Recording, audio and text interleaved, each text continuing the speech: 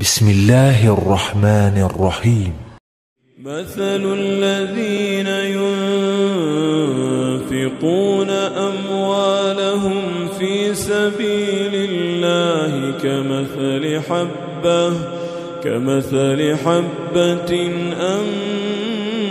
أنبتت 7 سنابل في كل سنبلة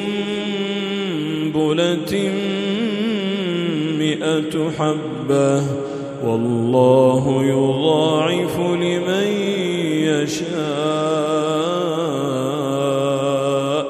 والله واسع عليم. الذين ينفقون أموالهم في سبيل الله ثم لا يتبعون ما أنفقوا منا ولا أذى لهم أجرهم عند ربهم ولا خوف عليهم ولا هم يحزنون. قول معروف ومغفرة خير من صدقة يتبعها أذى والله غني حليم. يا أيها الذين آمنوا لا تبطلوا صدقاتكم بالمن والأذى كالذي ينفق ماله رئاء الناس ولا يؤمن بالله واليوم الآخر فمثله كمثل صفوان عليه تراب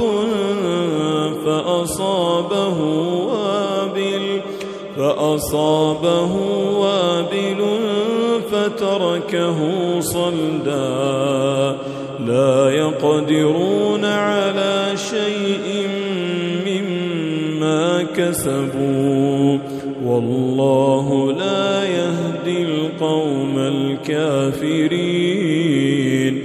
ومثل الذين ينفقون أموالهم ابتغاء مرضات الله وتثبيتا من أنفسهم كمثل جنة بربوة أصابها